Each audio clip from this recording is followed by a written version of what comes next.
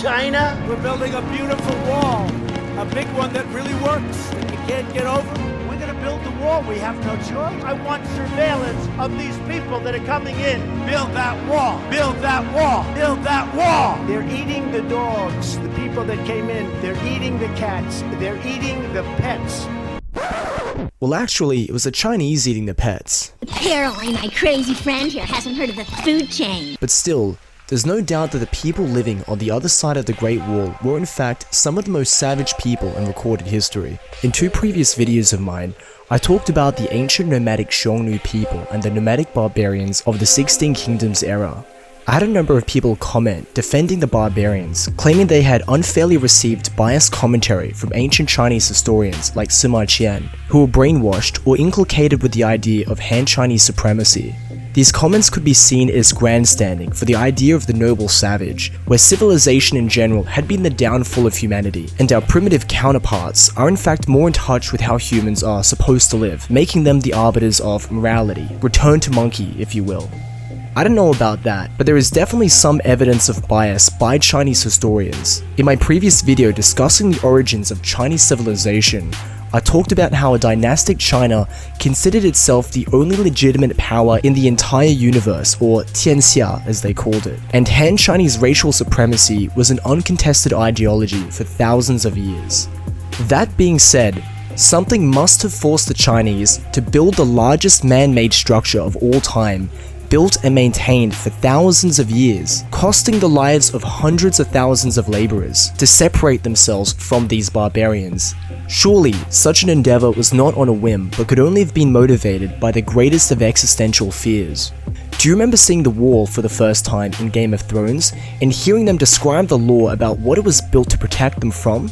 There were these mythical beings called White Walkers who would sleep under the ice for thousands of years, then wake up and rain terror on humanity, almost destroying it. By the time you first see the wall, it had passed out of most people's memory. It was more of a legend or a myth than history. Well, that's how most Chinese people hundreds of years ago would have viewed the wall, and how they viewed the existential threat of the northern barbarians. For those closer to the border, raids were a very common occurrence during times of instability in China, but for the most part, times of stability were marked by careful defense of the border regions, and in particular for non-border dwelling people, enough time had passed that this threat was semi-mythical and almost entirely lost to memory. However, like clockwork, every couple of hundred years, a major borderline apocalyptic event would happen in China, coming from the northern stretches of the border, resulting in the emperor being killed, the capital being sacked, millions of people being murdered, or the entire country being subject to foreign rule for centuries. The best examples of this are the following. First, when the Quanrong tribes sacked the western Zhou capital of Haojing in 1771 BC, killing the emperor and ending the Zhou dynasty. Then there's the disaster of Yongjia, where the Xiongnu barbarians sacked the capital, massacred 30,000 civilians, killed the emperor, and ended the western Jin dynasty. Then there was the 16 Kingdoms and 5 Barbarians era, where the entirety of northern China was subjected to barbarian rule, completely altering the makeup of Chinese genetics, if you know what I mean. And speaking of altering people's genetics, there was the brutal conquest of Song China by the Mongols, who, need I remind you, made it so that 1 in 200 people are related to Genghis Khan, not because Genghis Khan was the Rizzler, but because he made Jeffrey Dahmer and John Wayne Gacy look like court eunuchs.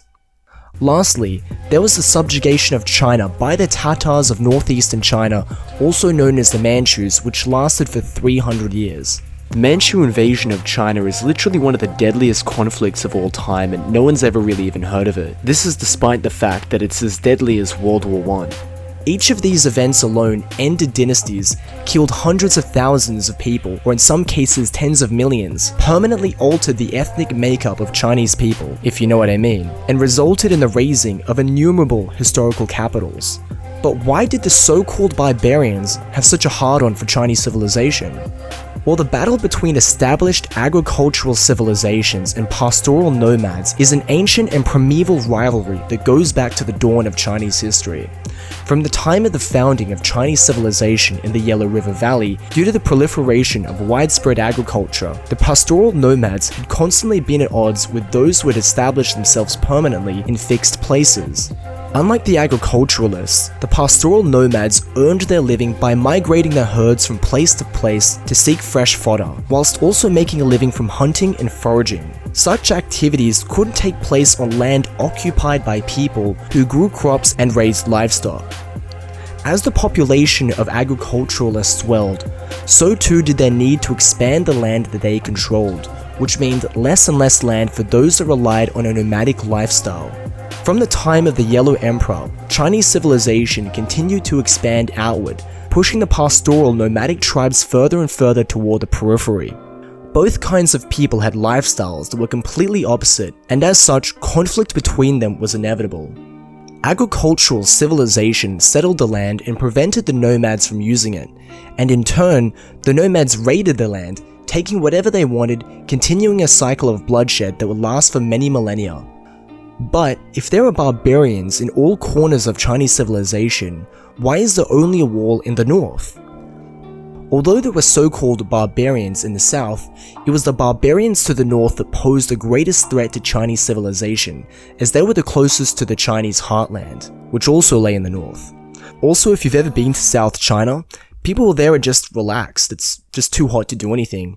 People in colder northern climates around the world are irritable and pissed off for no reason. Woke up in a fucking steaming mood, yeah?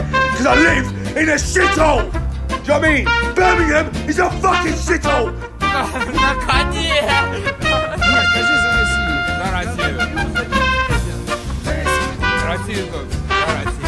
Maybe except for Canadians, there'd probably be no wall if China had to deal with Mongols instead of Canadians. If you like, you can take my snowmobile. Really? You just give it to us? Oh sure, that's what Canadian hospitality is all about. If you like, you can have all my money and my leg. But I digress. The hotspots for barbarian invasions from the north came from three distinct regions. To the northwest is Xinjiang, where the innumerable kingdoms of Khaganates were mostly controlled by Turkic peoples like Uyghurs, Gokturks, Kazakhs, Kyrgyz. Then there were the many Tibetan-speaking tribes that dominated the area at one time or another, as well as the Mongol splinter groups like the Dzungars. This area was controlled through the bottleneck known as the Gansu Corridor, a place that was the entry and exit of the Silk Road. To the northeast was Manchuria, where there were Jurchens, Donghu, and tribes originating from the Sakha in Siberia. At later stages, this area would be dominated by the Manchu, who conquered China in the 17th century and founded the Qing dynasty. This would also be the place that Japan entered and invaded China many centuries later. This area was controlled through a bottleneck known as Shanhaiguan, a mountain pass along the northeastern coast of China. However, of all the frontiers, the deadliest was the one right in the middle, Mongolia. Mongolia had been dominated by many different peoples throughout millennia. Besides the Mongols, there were the ferocious Xiongnu, the Trenrong tribes, the Khitans, and the Xianbei. The land of Mongolia is split by the Gobi Desert, which makes up 2/3 of its area, with arable land being along the north and south. It was in the south that pastoral nomads regularly came in contact with China. The North China Plain was protected from the Mongolian steppe by the In mountain range. With the exception of two mountain passes, one at Zhangjiakou and one at Zhuyong Pass, if the northern barbarians could cross the In mountain range, China's flat terrain would offer no protection for the imperial capitals of Beijing, Kaifeng, and Luoyang. The Yellow River also formed a natural barrier to the north as well, but if crossed, the land known as the Ordos Desert and the Los Plateau provided no natural defenses on the approach to the Wei River Valley region, which contained the ancient capital of Xi'an. Therefore, it was only by controlling all of these strategic bottlenecks that China could contain the influx of barbarian raids and invasions into their lands. But China was an enormous land power, one of the most powerful and successful empires in history. Why was it relegated almost purely to defense? The issue in battling these pastoral nomad types was that, generally speaking, up until the time of gunpowder-based warfare, the nomads held an almost insurpassable upper hand in combat. The most technologically advanced and terrifying unit on the battlefield was the Mounted Horse Archer, a unit that could not be deployed in China, as the horses on the steppe were far superior to those that grew up in China proper. Up until around the 5th century BC, horses were predominantly used for plowing and weren't fit to be mounted as steeds, forcing Chinese soldiers on foot to fight against mounted warriors.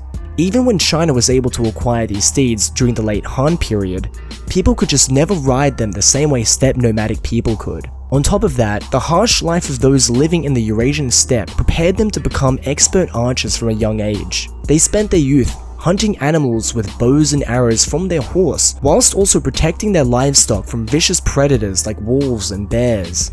Chinese soldiers, for the most part, were conscripted peasants who had little training in warfare or weapons. On the other hand, the Eurasian steppe was constantly awash with tribal warfare, churning out veterans generation after generation. As such, it was often the case that people of settled civilizations stood little chance against these battle-hardened warriors from the north, who mounted powerful horses from the time they could walk, lived in the biting cold, and according to ancient Chinese sources, even occasionally ate raw meat. To make matters worse, despite the economic and population advantages of Chinese civilization, going forth and conquering the lands to the north was impossible, as there was scarcely any arable land to settle, which could only be occupied by small groups of nomadic peoples. So without the ability to fight on even terms and without the ability to conquer, the only option for the Chinese was defense. And thus the long-term strategic endeavor of China over multiple dynasties and generations was simply to build and fortify the walls that separated them from the harsh northern frontier.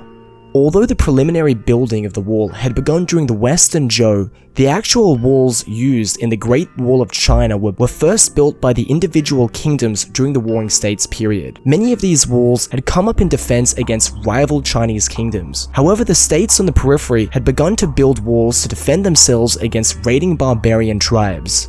The Kingdom of Yan had built a large stretch of wall to protect against the Donghu people in Manchuria and Korea. The Kingdom of Zhao built a great wall to defend against the Beidi barbarians of Zhongshan, and the state of Qin had built a wall to defend against the Rong tribes of the Ordo Sloop. When the Qin had finally conquered all of China, transforming it from a collection of feudal states into an authoritarian empire, they embarked on an enormous campaign to connect the walls of the states of Qin, Zhao, and Yan, resulting in a frontier wall that stretched from Gansu to Manchuria. This huge stretch of wall would be christened with the official Chinese name Wanli Changcheng, the Wall of 10,000 Li, known to us as the Great Wall of China.